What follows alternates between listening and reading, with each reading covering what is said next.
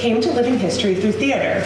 In 2015, she played Abigail Adams in a production of 1776 with a cast of entirely women and non-binary actors. A year later, Sarah was invited to portray Abigail for 18th century events and reenactments along the West Coast and the Southwest.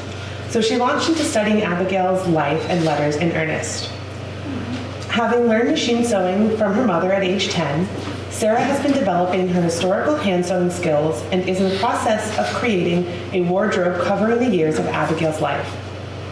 Now, living in the DC area where past is tangible and accessible in so many ways, she embraces every opportunity to explore, wrestle with, and confront this country's history head-on. Sarah is the heart behind Stitching History Together this summer, and we could not be more grateful to have her with us here today. So please join me in welcoming Sarah Walsh.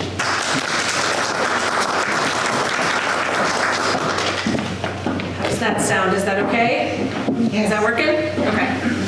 So, good evening. Thank you so much for the kind welcome. I'm delighted to be back at Buttonwoods, and I hope this presentation will provide a bit of background about Abigail Adams, her involvement in the textile economy, and the dressmaking project that we are embarking on this summer. So this is a picture of Abigail's birthplace. It was, we think, painted in around 1765. Abigail's girlhood as the daughter of a parson in Weymouth, Massachusetts was pretty unremarkable. Her family, especially her maternal grandmother, recognized her considerable intellect early on, and in her teen years it caught the attention of John Adams. He was often tagging along with his schoolfellow Richard Cranch, who was courting Abigail's older sister Mary. And the love bug was apparently as contagious as smallpox. John and Abigail married shortly after his father's death in 1764 and settled in Braintree on the farm that he inherited adjoining his childhood home. This acquisition of property had given John a sense of financial security and stability sufficient to marry and support a family. Abigail's mother had been a Quincy, and she was at first opposed to her daughter marrying a mere lawyer. But having grown up in a household that included at least 4 enslaved servants, Abigail quickly learned that she would need to exercise a great deal more economy than she had been accustomed to. And it was a point of pride for her not to go into debt, to be able to manage the family finances with ready money whenever she needed it. John wrote to Abigail in June of 1777. I know not what would become of me and mine if I had not such a friend to take care of my interests in my absence. John had no other choice than to have complete confidence in her because she was frequently unable to receive his input on matters at home. The amount of time that elapsed between sending a letter and receiving its reply could be anywhere from a few weeks to 6 months, and letters might be intercepted or go missing. So even when Abigail very dutifully wrote to John in France in July 1778 to say that she had many domestic affairs I wish to consult upon, she informed him several paragraphs later of decisions she was already making, with only the slightest show of deference to his permission. That letter is our first indication of her foray into international trade. If she had to be separated from her husband, the least he could do was act as her purchaser in Europe, with varying degrees of success, as we will see. So she knew that John had ambition, but she could not have foreseen that she was to be his partner in revolution, international diplomacy, and national leadership, nor how much of her married life they would spend apart. Before he was elected to represent Massachusetts Bay in the Second Continental Congress in Philadelphia, in which he served for the better part of 3 years, John traveled the circuit courts every few months in his capacity as a lawyer. Abigail once wrote to her sister Mary, "He is such an itinerant that I have but little of his company." The pins. In June of 1775, Abigail wrote to John in Philadelphia informing him that pins were impossible to find in Boston. "I have a request to make you, something like the barrel of sand, suppose you will think it, but really of much more importance to me. It is that you would send out to Mr. Bass and purchase me a bundle of pins and put it in your trunk for me. The cry for pins is so great that what we used to buy for 7 and 6 are now 20 shillings, and not to be found for that. A bundle contains 6,000, for which I used to give $1. But if you can procure them for 50 shillings or £3, pray let me have them. That was far more than she could use herself. She was asking him to send her merchandise. She pulled out what she needed, sold the rest to her friends, and thus began to earn money of her own. This small-scale attempt at making money was the first of many such schemes. Pins were necessary to fasten clothing, and if they could not be procured locally, she would get them elsewhere through John. The richness of the correspondence between John and Abigail, which modern scholars rightfully celebrate for providing so much access and insight into their relationship, as well as the politics of the Revolution and the early Republic, could only have resulted from such constant separation. In October 1775, Abigail wrote to John, "In the 12 years we've been married, I believe we have not lived together more than 6. Abigail's sojourn in Europe from 1784 to 1788 was the longest stretch of time they were under the same roof prior to 1801. All told, over the course of their marriage, Abigail superintended at least 17 household relocations by herself, including the voyages to and from England that she suffered to be with John while he was fulfilling his various diplomatic duties. So this locket, John gave to her when he first left in, I think it says 1778, I think it's 1777, and there's a compartment on the back with glass where there's a plate of hair. So this would have served as mourning jewelry if something had happened to him while he was abroad. And the shield that the woman is leaning on says, "I yield, whatever is right." So this was not just a love token, this would have symbolized mourning in the case that he did not survive the journey or become ill abroad or anything.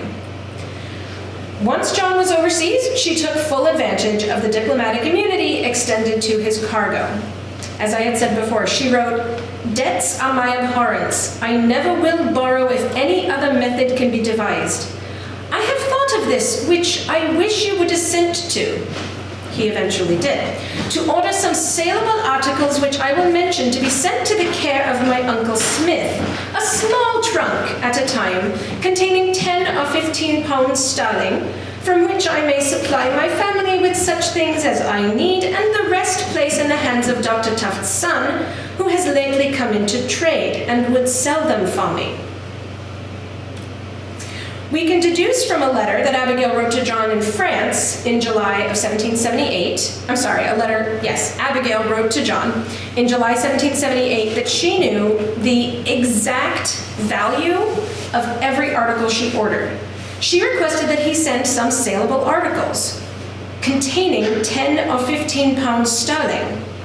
This did not mean that each trunk would contain 10 or 15 pounds sterling in coin. Containing in this context means amounting to. She was fully aware that textile goods didn't just have a price. Each length of cloth, each handkerchief, ribbon, article of clothing was itself as good as or better than money. And anyone who has ever sent their spouse to the store with a list will appreciate this endearing and very humble complaint from John, written from Paris in 1780. "If you send me any minutes in future of anything to send you, pray be more particular in describing the things. I find a great difficulty in getting French words to express them often, because not knowing the nature and the prices of the things myself, I am puzzled."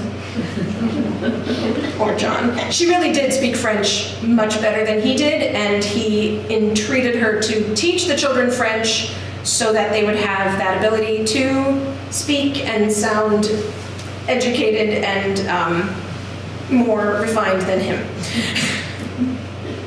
So Abigail provided John with several lists of these family goods to send her, which he understood to mean items that were actually to sell.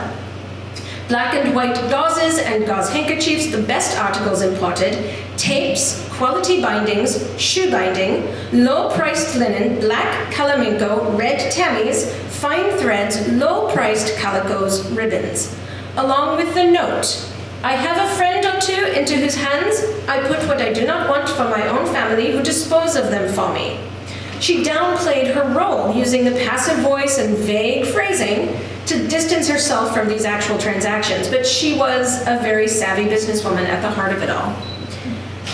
Each of these activities were placing her in this kind of legal gray area, operating with the independence of a femme sole. With her husband gone, yes, she was married and she was subject to coverture, but these are the acts of an independent businesswoman and not just a wife. In a letter from London to her sister Mary Cranch in October of 1786, Abigail finally explained in great detail how she had managed over the years to get so many goods sent home to be disposed of while avoiding the import taxes. She counted off a staggering list of the items she was sending, which almost sound like bequests. So remember that for a little bit later. You will find 5 yards of superfine blue broadcloth. This I send for my 2 youngest sons and some buff thick set for waistcoats and winter breeches. The silk handkerchiefs and waistcoat pattern round them you will distribute to that son which stands most in need of them, or divide between them. The brown tabinet you will be so good as to present to my mother. The calico is for my nieces Nancy and Suki Adams, the linen for Louisa, some silk for my dear Betsy, and Lucy a commencement gown. A pound of best Hisson tea, I think, for my dear sister Crunch, closes the list. Only a dozen years earlier, she had called tea that baneful weed. Being in London had clearly changed her opinion of that. Abigail indicated that to Mr. Crunch the trunk will be addressed. I presume they will not oblige the duty to be paid upon these things, as they are not merchandise to make a profit upon, articles for the use of my children. I have always hitherto got the captains to put the things into their own trunks, but now they are rather too numerous, and I am very little acquainted with Captain Folger. Business had been booming, and she was now doing the purchasing. But her means of conveyance was overburdened, and it would seem so was the patience of these captains. So, what would Abigail herself have been wearing? To Abigail, textile production was an act of political defiance and a visible demonstration of patriotism. In a 1774 letter to the English historian and political commentator Catherine Macaulay, Abigail wrote with vigor, "For though it was formerly the pride and ambition of Americans to indulge in the fashions and manufactures of Great Britain, now she threatens us with her chains. We will scorn to wear her livery, and shall think ourselves more decently attired in the coarse and plain vestures of our own manufactory than in all the gaudy trappings that adorn the slave." By which, of course, she's not referring to enslaved black people, but themselves as slaves of Great Britain. She took a gentler tone in her April 1777 letter to John, placing the emphasis on her own industriousness. "As to clothing of any sort for myself or family," meaning her household servants as well as her own children, "I think no more of purchasing any than if they were to live like Adam and Eve in innocence. I seek wool and flax and can work willingly with my hands, and though my household are not clothed with fine linen nor scarlet, they are clothed with what is perhaps full as honorary, the plain and decent manufactory of my own family, and though I do not abound, I am not in want." Just a few months later, she made a nearly identical assertion, emphasizing her full commitment to American production. "As to clothing, I have hitherto procured materials sufficient to clothe my children and servants, which I have done wholly in homespun." This was a far cry from the sort of gown Martha Washington, the wife of a celebrated Continental Army general and the beneficiary of the enslaved labor of several hundred individuals, would have worn. So this is Martha Washington's painted silk gown of around 1780. It's at the National Museum of American History. And I just want to point out a few things here with the bodice front and the bodice back. Even when expensive painted silks were used to make a gown, it was not common for dressmakers to be overly concerned about pattern matching. unless the client specifically requested it. So you'll see here, this design on this side does not mirror this one, and on the back, this is the same, but the two sides are completely different. And the reasoning for that, we think today this would look pretty sloppy. We think today it's better to have the patterns meet up. But precise matching usually leaves large swaths of fabric completely unused, or it creates these oddly shaped remnants. And the goal of cutting and fitting precisely to a wearer's body was to waste as little fabric as possible and to have as much usable fabric left over as possible for future repairs, for alterations, or to keep for its inherent value. Fabric was expensive. Whatever the fabric was, it was expensive. The cost of having a gown made, or a pair of breeches, or a whole suit was very cheap. The labor was very, very cheap. So you could have a gown refashioned and retain the value of the fabric for very little money. Perhaps this was more the style of gown Abigail was renouncing, these yards and yards of brocaded silk, expertly folded and stitched into these wide cascading pleats to show it off to best advantage, with more silk in the petticoat that's visible at the opening of the front skirt. Interestingly, according to the Museum of Art's website, the Philadelphia Museum of Art, the gown is believed to have been worn by Anne Willing Francis, wife of prominent lawyer and Federalist Tench Francis Jr. of Philadelphia, whom she married in 1762. Anne was the daughter of Charles Willing, a successful Philadelphia merchant who traded in textiles and other items. He was a founder of the University of Pennsylvania and a mayor of Philadelphia in 1748 and 1754. So it was not merely loyalists who had been draping themselves in sumptuous silk. Wealth was wealth on both sides of the political coin. Now, cotton nowadays is thought of as this utilitarian, everyday fabric, not for dressing up, not for fancy occasions. It's a very work-a-day type fabric. And there were cotton gowns that were worn by working class and enslaved women with darker prints and sturdier weaves, so they would not be quickly torn or visibly stained. On the left is this brown printed cotton gown, and you can actually see it's a pretty lightweight cotton. You can see the light coming through it in the picture there from the mounting. And that print is obviously going to prevent, large staining from showing, but it's still a lightweight cotton. It's not a sturdy fabric. On the right is a striped cotton fitted background gown, and they did do pattern matching on that stomacher. So sometimes it was important, but again, you see on the bodice here, this bodice, the print is just used on the bodice without concern about whether it's matching. But they did this nice little V on the stomacher. So in that case, it's a stomacher. It's not the entire gown, right? It's a small piece of the fabric.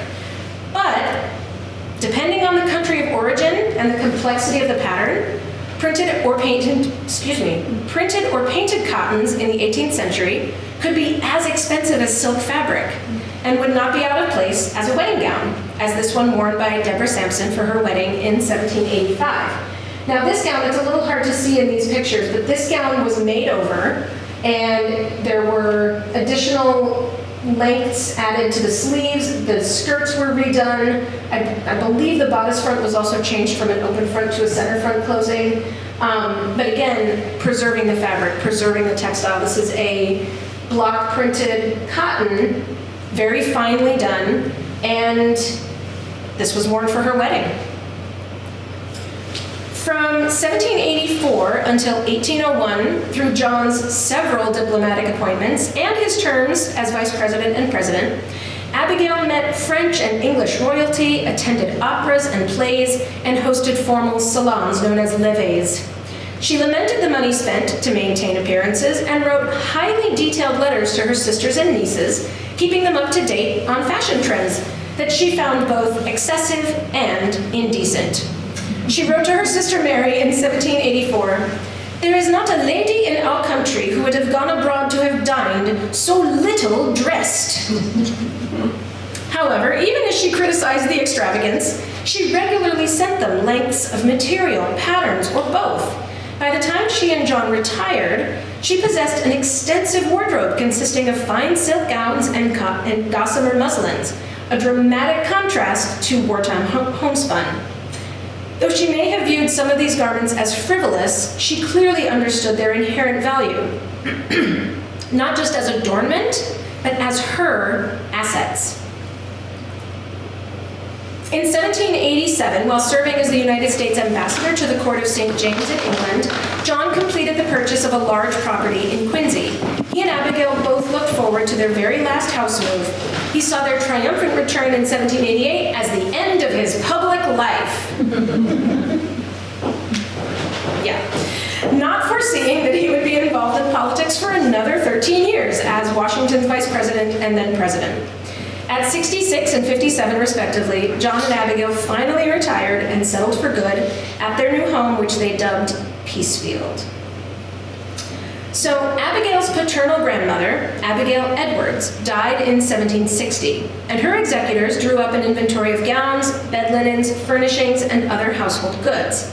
The inventory included line items for the bequests she had made to various members of her large family, including her daughters, granddaughters, daughters-in-law, sons, nieces, and nephews. She looks like a fun gal.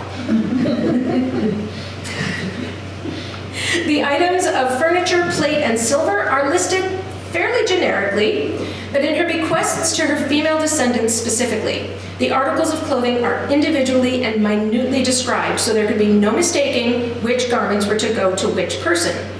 For example, she left to Abigail Tufts a flowered damask gown. Black full suit of clothes, velvet cloak.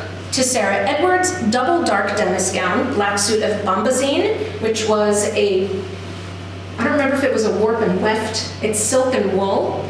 I think one is the warp and one is the weft.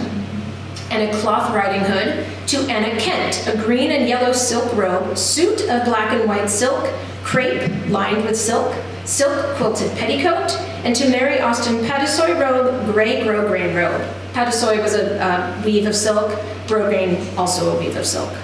So this is her grandmother's inventory of all these quite valuable, incredibly fine garments that she's passing along to her female relatives. From this circumstance, it would appear that Abigail Adams' decision to write a will while her husband was still living may have been less an act of rebellion and more a continuation of familial tradition. She had herself benefited from her grandmother's bequests of wealth in the form of textiles, so it probably seemed only natural and not particularly audacious to be explicit about how she wished to distribute her own property amongst her female heirs in tangible, wearable form. This partly explains why we have so few garments that have come down to us in their completely original state. As I mentioned, gowns were mended, remade, restyled, and reconfigured, whether for a single wearer's changing shape or for multiple wearers and multiple uses, because doing so preserved the textile's value as an asset. Buying a length of fabric to have a new gown made every time the fashions changed would have been prohibitively expensive for all but the very wealthiest in society. However, as I said, the labor to make over an existing garment was quite cheap, or it could be free if it was done by an enslaved individual. So is this, the gown on the table behind you, that flowered damask gown that Abigail Edwards bequeathed to her daughter, Abigail Tufts? That's the sister of William Smith, Abigail's father. So it's her aunt. So Abigail Edwards bequeathed the gown to her daughter, Abigail Tufts. It feels plausible that in 1760, when Abigail Tufts, at age 59, received the gown according to her mother's bequest, she may have felt herself too old for such fripperies. It also feels plausible that she may have passed it along without any sort of official statement of inheritance to her three nieces, Mary, Abigail, and Elizabeth, who are in their 20s and probably delighted to receive a fancy silk gown that they could make over. All of this is speculation.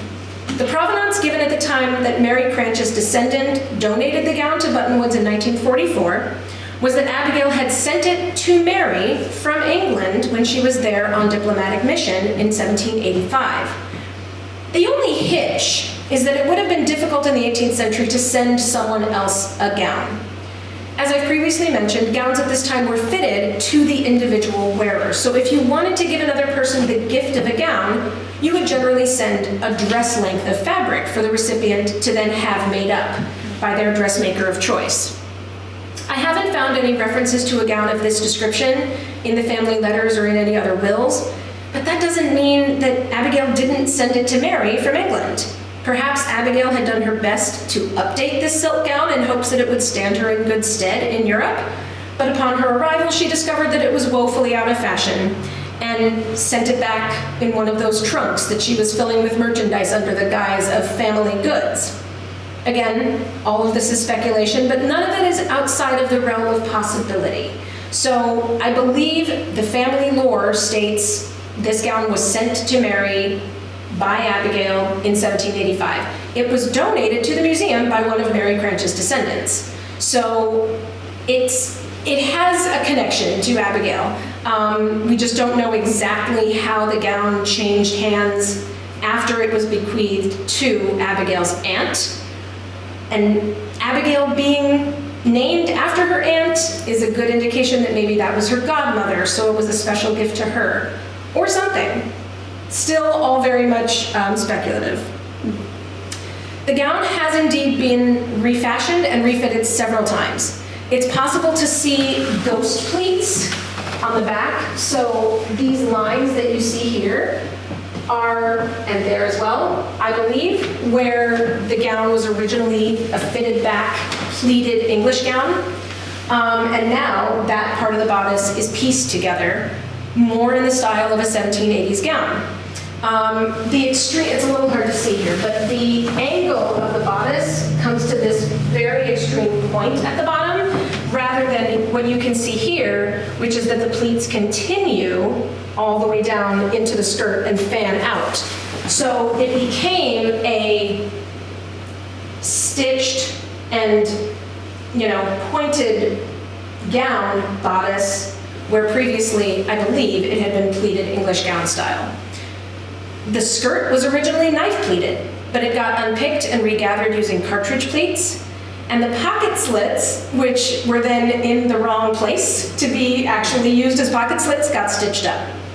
And there are additional kind of wedges of fabric that made the sleeves wider.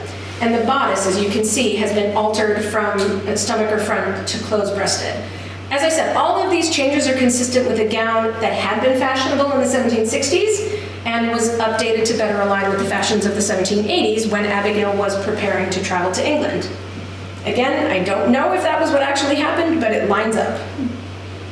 So this is from 1809, but in 1816, during a particularly harsh winter and a serious bout of her old complaint, which was rheumatism, Abigail Adams believed herself to be dying. She was at that time in her 72nd year and was looking back with satisfaction on a life of activity and usefulness. She had also weathered the loss of 4 of her 6 children. She only named 2 male heirs in her will, her sons John Quincy and Thomas. There was no doubt in her mind that the rest of the men would be provided for. She took charge of providing for the women, since custom and legal practices left them very vulnerable. She had also watched several of the men in her extended family fail at providing for their wives and children and did not want to risk her hard-earned money being squandered. This was not so much a protest, I believe, against coverture or against women not having many rights to property, because she had, in fact, asserted control over land. She had purchased land in each of her sons' names as well as her nephews in Vermont. She was speculating, and she also asserted control over her textile wealth. So I think she was just saying, look, this is the only thing that women have control over is our clothing and our garments, and I can pass this along to the other women in my life as value. The other thing about these textile goods is they don't revert to a husband. So even if these women were single at the time that she bequeathed these clothes to them, they remained their own property even after they got married. Husbands were not considered as having ownership over their wives' clothing. Everything else, yes, but not their clothing. So Abigail Adams and her grandmother before her, they knew that the clothing was not just theirs to use and wear and alter as needed during their lifetimes. It's a type of wealth whose value would not diminish in being passed along to others. Coinage fluctuated rapidly. Paper money was even more unreliable since the various colonies were at times printing their own currency. And by 1816, when Abigail drafted her will, the United States Mint was still young and its currency was far from stable. She gave some amounts of money to a few of her female heirs, but the bequests she made that had more lasting value and more certain value were the disbursements of clothing. My grandmother Caroline Amelia DeWint shall have $750, exclusive of a note of 100 which I gave her at her marriage, and of my clothing a white satin gown and coat trimmed with black velvet. I give to my niece Louisa Catherine Smith a note of hand given me by my son John Quincy Adams, part of which is paid, the remainder being over $1,200. Also a purple satin, spotted gown, and a green Irish tabinet gown and coat. Also a flesh-colored satin, yes, flesh-colored. Sorry, I find that amusing. A flesh-colored satin, my black lace cloak and my white lace shawl, which she worked for me, and any of my common clothes which she may wish to take. I give to my granddaughter Susanna B. Adams $750 and my gold watch, and the upper part of my pearl earrings, my white satin gown and coat trimmed with silver, a blue lutestring gown, and half a gown trimmed with gold trimming, being a lace muslin, also a scarlet satin. I give to Anne Adams, wife of my son Thomas B. Adams, $100, a black silk gown and coat, red spots, a garnet satin gown and a white lutestring gown and coat, and 1 share in the Weymouth Bridge. Mrs. Bristler, her faithful longtime servant, was to receive $20 and a lead-colored silk lutestring gown, and to any of the girls who may live with me at my decease, I give each a calico gown to be chosen out of mine, which I leave, and $10 in money. So that's an incredibly extensive wardrobe. But it is important to note that Abigail did not bequeath textile goods for these women to remember her by. This wasn't in the interest of fashion. She actually gave half of a gown to one and half of a gown to another, again, because the fabric itself was the value. And this wasn't for vanity, it was for future security. Beyond retaining value better than cash, these textiles were the only type of property that a woman like Abigail, relinquishing her claim upon them at her death, could be confident would remain under the stewardship of other women, even after marriage. So that's everything I have notes on, and if there's any other questions, I know I used a lot of 18th century terms for things, so if there's anything that came up that wasn't clear, please ask questions. And I'm going to also, what time are we at? I don't have 7:10. 7:10, okay. So, I was thinking also, I could divest myself of the gown so you can see what would go under a gown like that. The underpinnings, the padding, all of that. If you'd like, we can do that. So, are there any questions about anything? Yeah. There was a couple terms you used, like the whim and the something. They both started with W, and I didn't know what it was. What was it? There was like two. Weft and warp? Yeah, that one. Okay, so when you're weaving on a loom, the warp threads are the long ones that come the long ways of the fabric, and the weft weaves into the fabric. So bombazine, I still don't actually know for sure if bombazine is a silk warp and a wool weave. Is that right? I think so. Okay, and linsey woolsey would be a linen warp and a wool weft. So the long ways is the warp, and then across that is the weft. Yeah, great question. Anything else that's just bursting out of you?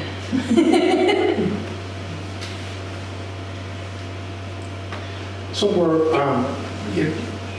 the fabrics or the clothing that was bequeathed, This was actual, it was considered wealth, Yes. right? Yep. But you know, you can't if they needed cash value, would they sell it or You could. or Absolutely. sell the individual pieces? As Yes. just The for secondhand, so the secondhand market for clothing and textiles was in extremely common use throughout the 18th century and into the 19th. So I don't know if you've ever heard of the book, what is it, Wives, Slaves, and Servant Girls. It's by Don Haggist, I believe, and all it is runaway ads. So it's got, you know, enslaved individuals, working people like indentured servants, some wives, some, you know, other like boys and girls and everything, but they all describe the clothing that they have on. And it's an excellent resource for historical costuming because it gives you an idea of what working people might have been wearing, but also it gives you the understanding that what they took with them, in addition to what they were wearing, could either be sold at their destination, they could change into those clothes to make themselves less recognizable when they got to their destination, because an ad telling you what they're wearing when they leave means that they could be recognized, you know, even one town over for a very unique coat or a gown or something. Lots of people would know each other by their clothing because you might have 2 or 3 gowns or 2 or 3 suits of clothes or whatever. So if you can identify what someone's wearing, you can identify either them or the person seeking to get them back. So had on and took with them is one of the most common phrases in these ads because it's identifying not only what they're wearing, but they also stole 7 petticoats and 3 pairs of shoes and 4 caps. And so all of these things, they're bundling up in order to be able to sell them, generally speaking. Sometimes it's to be able to just change what they're wearing or for warmth or whatever, but a lot of the time it's because they know they can get ready cash if they can sell those things. Yeah. Yeah. Washers and dryers weren't invented. Correct. The washer was a woman you took your clothing to once a week. So there was no central heat. So how long did it take to dry things in the wintertime? How frequently were garments washed? That's an excellent question. So cotton gowns, such as something made of sturdier cotton, could be immersed and washed and hung to dry. Most other, like wool, you would probably lay out and let it air and kind of just brush off whatever mud was on it. Wool is naturally antimicrobial and antifungal, so it can just sort of breathe. I definitely have heard of people burying their wool garments in the snow in order to freshen them up. I have never tried it, and then linen was the undergarments. Linen was the shirts and shifts, and those would be washed frequently. You'd have probably enough shifts or shirts to get you through a week, maybe, if you were, you know, really able to make them that quickly and had enough means to keep them clean. But a clean shift is as good as taking a bath. Putting a clean shift on your body is the equivalent of freshening up. So even if the gown hasn't been washed super recently, what's closest to your skin is very clean. So a silk gown would have been spot treated. There's all kinds of recipes in like household books for stain removers for silk gowns. And so linen, cotton, and wool would have been either, you would immerse cotton and linen, you wouldn't necessarily immerse wool, but they would be freshened and they would be, you know, aired out. Yeah, great question. Any others? Is Yeah. any mention of using clay on wool, like fuller's clay and hair? I have not come across that, but Just curious. yeah, but I know that like, so for example, a riding habit, if it gets lots of mud splashed on it, you can just brush the wool and it comes right off once it's dry. Yeah. Yeah. I see, you know, around your neck and your bodies, Yeah. it looks like a scarf, you know. It's just a scarf that's kind Yeah. of tucked in, is that? So this would be called a handkerchief. And then if you had one that was going in your pocket, that would be a pocket handkerchief. And this was a place where women could do fine needlework. You'd see, drawn thread work or embroidery patterns on them, same with an apron. An apron like this is not for, helping you take hot things off the fire. This is an apron you'd put on when you had visitors to show off your fine needlework that you were capable of. And this would be more for, I would say, warmth and skin protection than any concept of like modesty. I mean, the gowns for evening come, all the way down. And the idea of being able to cover up, any exposed skin, your chest, your face, you'd wear a hat outside, you'd wear mitts over your arms in order to protect you from the sun and the elements. So, but it could be for just kind of showing off. If you can afford fine lace or you can afford really, really fine muslin as a handkerchief or apron. Yeah. So on the gown that's laid out back Yes. there, it looks like, lace, on the sleeves And I believe those are a later addition. I think they're part of the 19th century fancy dress alterations that were done to the gown. We can come over and do some show and tell over there as well. Yeah.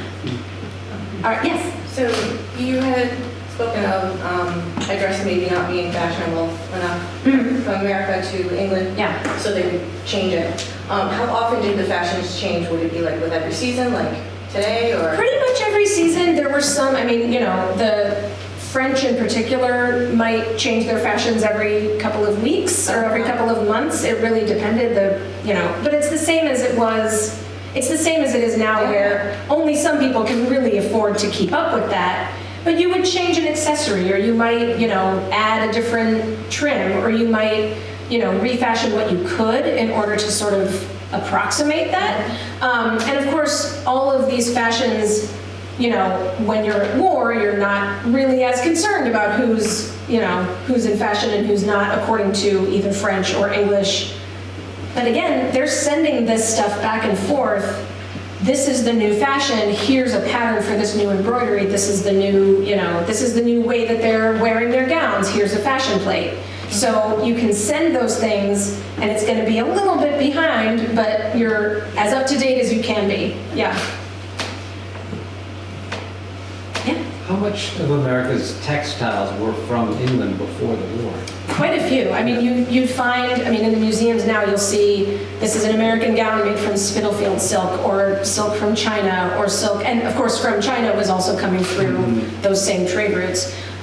So you would see English manufacture or, the other countries that England was trading with, exploiting, take your pick, where those were coming through to the American markets, because again, they wanted to be up to date, they wanted to be fashionable, they wanted to, appear cosmopolitan, and the American colonies did not want to seem backwater, and it was very important, as John Adams defending the soldiers who killed American citizens or colonial patriots. In the Boston Massacre, he was like, we need to show that we are a country of justice and a country of law and order and a country of, we can be entrusted with managing our own affairs in a way that's fair. So it was very important for the colonists to be seen as, they were British, right? Until they weren't. So, using British imported goods was par for the course. So, yeah. Did that answer your question? Yes. All right, so I think what I will do is, if you want to just see kind of what the underpinnings are, I can take these things off, and then we can head over to the gown and see if you have any questions about that. Great. All right, so if I close this, will that, there we go. All right, so I'm gonna turn this off for now and just, so the apron, like I said, is sort of the, this one's a more fine apron for show and not for actual protection from spills and all that. The The only thing that I'm wearing as a petticoat is just the silk petticoat. You could, depending on the weather, depending on the, time of year, where you were, if you were going to be traveling, if you were just going to be at home, you might add a quilted petticoat under this, or just a linen under petticoat to sort of, give it more volume. But for this, all that I've got on here, and this is of course attached by pins, because there isn't really any, there wasn't really buttons used on women's clothing other than riding habits, and zippers weren't a thing yet. And if you're, as Abigail did, pregnant 6 times, you want your gowns to be adjustable. Yeah. You keep talking about pins, and honestly, that's like a big part. When were safety pins invented? Probably Oh not. gosh, safety pins I don't think came in until early 20th century. Yeah. Yeah. So this is a stomacher, which is simply just a piece of the fabric lined with linen. You don't really see these boned very much because the boning is in the stays. But this could be, if it's in silk, it'll have, scrolling trim on it or embroidery of some kind. But for this, it's just a simple, basic front. And then the gown itself, this is the, as I said, the English style pleated back gown, which is fitted to the body. And you can see the pleats continue all the way down into the skirt. So it goes from right up at the back of the neck, like that kind of vertebrae right there, and it pleats all the way down, and then the skirt is pleated in knife pleats and attached to the bodice. So this one is a open robe. A round gown would be where you'd have the skirt come all the way front, and it would actually, I'll show you how this petticoat fastens, because that's what a round gown would also do. So, like I said, this can just come off. Let's see if I can get this off. There we go. So the petticoat ties around to the front and then around to the back. And I've used the full width of the silk and left the top open for pocket slits. Now, I forgot my pocket. I left it at home. But a pocket would also be tied around the waist here, and then you can just reach right in. We had pockets long before we got upset about it. But the pocket would always be part of your ensemble, but it didn't have to be incorporated into the skirt. It could just be tied on over the other things that you're wearing there. And then the petticoat just comes on and ties around the back. If you're wearing a jacket, for example, like a shorter fitted garment, you would probably just tie this first and then tie the back around to the front, because you wouldn't want the ties showing at the back. But with the gown, it doesn't matter as much. So these are my stays, and I made these with the help of a singer, because I am not one to do the entire thing by hand. Many have, not me. They would have taken me 3 years if I had done the boning channels all by hand. And then this is the little cushion that helps to fluff out the skirts. Now, as I was mentioning, the shape of the skirt and the area of gathering changed quite a bit over the course of the 18th century. With the pleated back sac or française, there's no padding at the back because that would interrupt the line of those pleats that go from shoulder all the way to the ground. Then you could see panniers that come out, almost as far as you can reach. And then when you get into 1760s and 1770s, there's a little bit of extra at the sides and back. In the 1780s, it all comes around to the back. So I believe what happened with that gown is it originally had been pleated to have a little bit of extra in the side and back, and then it got gathered all the way around to the back, and that then the pocket slits, which had been here, got shunted around to the back. So the padding matters a lot when you're updating a gown and wearing a gown. And we can look over here.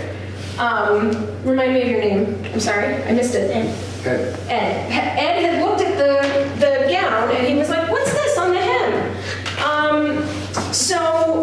It's glazed cotton, which was not used in the 18th century. It did not come into use until, I don't know, 1840 or 50 maybe. And I believe that what happened with that gown is that when you have that padding, you account for that with extra length, and then the hem becomes even as the dress is going over that extra padding. And then when you wear it without the proper cushioning, the hem is longer. So they had to protect the hem with this, non-18th century material because the shape of the gown and the shape of the skirts had changed. So it's kind of, they had to do this sort of, they had changed it so much that it just, all of a sudden now the hem was dragging on the floor where it wasn't before. So I find that completely fascinating. So if you want, we can go over to the gown and we can gather around a little bit and give it some space, and we'll just see if there's any other things you want to look at. If this is the gown that you mentioned in Abigail Adams' will, it makes sense that it would have been, 1760s fashion that was then made over, and then at some point made over again because it definitely got, restyled in some capacity. What do you think they got it? I believe that there may have been a matching petticoat at one time that was then kind of used for those alterations and changes. Because the petticoat that's now stored with the gown is one that was used for display when it was at the Smithsonian, and that was a newly made sort of recreation petticoat. So that's my guess, is that they must have taken from that petticoat to sort of do some of these alterations. Can't be certain though. How much would the fabric have cost? That's an excellent question, and it's so variable. I've heard of, muslins being 9 to 10 shillings a yard and silk being 30 or 40 shillings a yard, which in 18th century and British pounds, and it could be probably about $100 a yard in present day money. And again, that value is sort of inherent to the fabric, and it stays with the fabric. However you then restyle it, refashion it, pass it along, the fabric is wealth that doesn't diminish, really. They would call a handkerchief a penny because you could just buy it for a penny, sell it for a penny. It was very reliably that value. The coins, as I said, coins fluctuated, money fluctuated, but the value in the gown and the textile really didn't go away. You could really count that as wealth. So, yeah. It's amazing that it's lasted this long, too. Yes, and that's the thing, is that it is getting pretty fragile, so being able to have a display version of it that we can actually, have out and be available for people to see, that's kind of the goal, is to really have something that can be used for educational. Yeah. So that's happening this summer. We're going to be doing a sort of, I don't know if you know the term, like a gown in a week. We're going to be starting the process. The goal right now is Wednesday, July 22nd to Sunday, July 26th. That's kind of the fabric. Well, we're working with Diana of Renaissance Fabrics, which is out in California. She's working with a weaver that she uses for her shop, who's in India, and we're going to see if we can get this reproduced. Yeah. Will you have a pattern, or will you try to measure this out and use this as? So we're using the gown that's a very good question. We're using the gown as a pattern because there's a mannequin that the gown has been displayed on prior, so we're not doing it to fit me or to fit one of the other seamstresses. We're just going to take the measurements from the mannequin. And the only question, and I haven't quite resolved this for myself yet, is if I want the gown to be made exactly as it is, or in its original form, or in one of its original forms. We can't really be sure if it was at one point an entire robe volant or a robe battante, which is those big, huge tent gowns, or if it was a robe à la française, or if it was a robe à l'anglaise originally. So, Project for another time. if we can get enough of the fabric, why not make it in a couple of different iterations at some point? That would be kind of cool. For now, yeah, I think it's probably going to end up being the gown as it is, but it is such a mishmash of like, some of it is, 1760s, some of it is 1780s. So it's interesting to kind of, it's now frozen in time as this like, many changed thing. Is this something she would wear, like, for dinner, for a special occasion? Like, she would wear this all day long. Right, I mean, and that's the thing, is, Martha Washington might have. Because she didn't have a household to maintain and clean and cook and all of that, because she had enslaved people doing it for her. And Abigail had 2 or 3 household servants, I believe, at one time or another. So this would have been for best. This would have been, if one of John's, colleagues in Continental Congress was coming through, she might put on a gown like this, or she might wear, a cotton gown as well, because that would have also been considered, a fine occasion dress. But this would have been, some sort of very important occasion. Yeah. What would have been more common everyday wear? Probably wool. Probably very similar to the blue wool gown that's at Deerfield. That one, I mean, hard wearing, it protects you from the fire. Like, wool does not easily and quickly catch fire. So if you're cooking, over an open hearth, wool is an excellent choice. So I would say probably wool, or maybe a cotton gown that's, again, like a darker print, something that's a little more practical than a fancier white, block printed gown. Yeah. So is Abigail Adams John Adams? Or Yes. Quincy Adams? John Adams' wife, yeah. Okay. So when he was president, Yes. did they have more servants or household? Well, so John Quincy, I actually don't know a lot about their household. I mean, he was in St. Petersburg, and he was in France, and he was in, all these different diplomatic positions, throughout his, 20s and 30s. And then when he was president, I want to say the president's house, which we now call the White House, the president's house was more established as the home for the presidents by that point. But I don't actually know the makeup of their household at that point. When you refer to George Washington having more. Well, I mean, they had, at Mount Vernon, they had like 300 Oh, okay, so it's right. enslaved individuals, Right. yeah. So, and that would have included Right. household as well as in the fields. Right. Yeah. Have the amount of slaves in Massachusetts.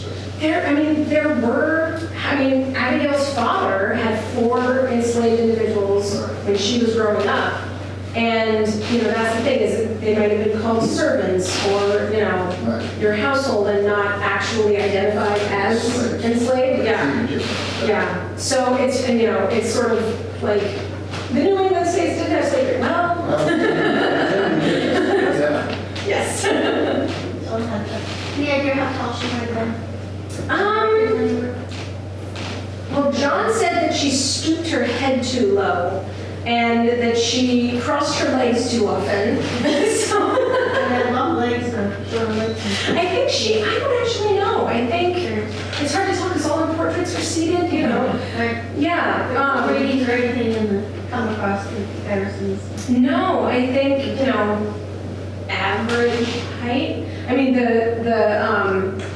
the mannequin is set up so that, the gown reaches floor level. So I don't know. I guess we'd have to look and see what the mannequin is. So this is an original. This is an original gown. Yeah, this is an original gown with family provenance to Abigail, like the family, lore that has been passed down. Yes. Right. Yeah. Okay. Yeah. And what's the year of the gown? It's hard to say. I believe that the fabric is from 1740 or so. Yeah. And the gown, probably the first time it was altered was maybe 1760, and then again in 1780 or so, 1760s, 1780s. Because a lot of how it's been kind of frozen is a lot of 1780s style. So the piece back, the very extreme point to the back bodice, the pleating, the cartridge pleating, all of that points to 1780s. Yeah. When was it donated? Who was the king? 1944. Okay. Wow. Yeah. So the family had it for a long time. Yes, yeah. This was Mary Cranch's great-great-great-granddaughter, I think. The original. And you think that was Abigail's niece? So Abigail's sister's family. Family, Yeah, okay. yeah, Abigail's sister's descendants, yeah. And it might have come to her or not. Yes. For the great-mother. This is my sort of, Yeah. I was at the Massachusetts Historical Society many moons ago and thinking like, how do I need a smoking gun, right? Like, I Yeah. need something. And they were like, let's look at the Smith family papers. Yeah. And there's this mention of this flowered damask gown, and I'm like, maybe that's the one. This came from her family side. Yes, yeah, Also, Smith. So she was Abigail Smith, and then became Abigail Smith Adams, and then her daughter Abigail Adams married a Colonel Smith.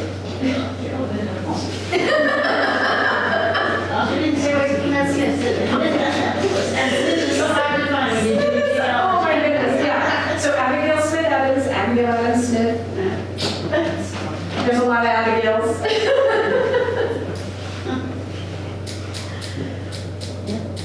This is very good condition. It is, yeah. What's it worth? Oh my God. So the idea partly behind the recreation of the gown and having an exhibit around it as well is that, yes, there is this family provenance. Abigail Adams, is connected to the press, but the idea behind the exhibit is really to show and showcase the people who made the fabric, the people who were, shipping the fabric, the people who were turning it into a gown, right? So, whether there's, paid labor, unpaid labor, unfree people who are doing the labor, that's kind of what we want to emphasize, is that a gown like this doesn't come out of nothing, right? It comes from a huge amount of work of people whose names we may not really know, and what have we lost by kind of placing the spotlight on the names that we know? And how can we sort of share that spotlight with everyone else who was involved in the making and the manufacture and the, all of the work that went into a gown like this. So, yeah, that's our. So, do you think it was made here? I believe the fabric is from it's probably from China. I believe it was from China, and then it would have come in on, one of those trade routes from England, or potentially, through New York, through Boston, like one of those kind of, trade channels. And then, again, there's so many other Aztec gowns in museums that, they're Spitalfields, or they're French, or they're Chinese, or they're Indian, but they're, made into a gown once they get here. Yeah. So I was just looking at the floral pattern on your dress, and silk and the beads and stuff. Is this supposed to be any specific type of plant, or is it just the generic kind of flowers people who don't know why very well? I think it's grapes. I think they're grape leaves. There's some clusters of grapes in and about. And the tendrils. Yeah, like these, this is a bunch of grapes right there. These to me look like chrysanthemums, which is why I get that sort of chinoiserie vibe from it. But otherwise, yeah, I think it's kind of fanciful. I don't know what flowers they're supposed to be representing exactly. So yeah, I think it is kind of like, it's imitating, especially with the ribbons and things, I think it's imitating some of that sort of Chinese painted silk, but done in a weave. So again, yeah, it could be Chinese, or it could be someone imitating Chinese silk, It's hard to say. Well, to wrap my head around when I do history is that you see a lot of black and white pictures. Yes. And when I was doing history, I found, oh, they had color. There was so You much just color. didn't think about it in your brain. Yeah, So it's- there's so much color, and even though the colors are a little bit muted, I mean the silk is retained. Yeah. I mean, cotton, when it's been more dyed, whether with purple or red or whatever, some of those dyes are very fugitive, and they you have to look like inside a pocket slit, or a pocket slit, or like under a pocket flap to see what the actual original colors were. But yeah, I mean, this is still pretty fresh and bright. Is with the background in gold or about like this shape? I think, I'm trying to remember if I've actually, the selvages are this green, so we don't really have, let me see if I can.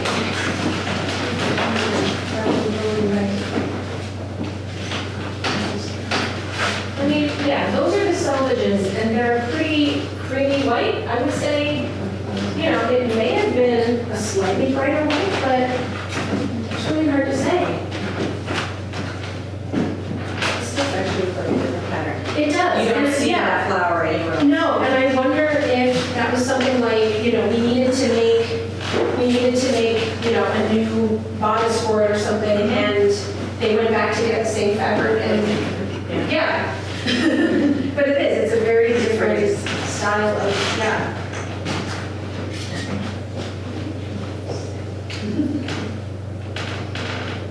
Any other questions? You made your course. I did, yes. I made it, everything except these voting channels is done by hand. So the voting channels are on the machine because I wanted a pair of stays ever in my lifetime. And I have lots of friends who have done all of the voting channels by hand, but I don't think that's really me. Yeah, are those earrings, like, I'm pretty sure you mentioned some sort of something about like pearl earrings in the Yes. presentation. Are those meant to be replica of those you make? I have a commission, yeah. I wanted to have a pair of earrings that resembled what she described in her bill, which is that there's the upper part and the lower part of pearl earrings. So these actually are a hoop where the pearl part comes off. So it's, you can wear it just as a simple hoop, or you can add the drop to it. Yeah.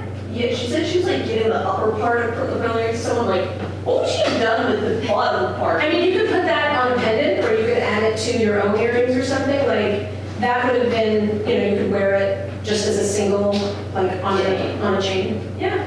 Let's make a ring on it. Or you can make a ring. Yeah. It just felt a little, as somebody who has made jewelry before, it's like, just take one part and on the other part.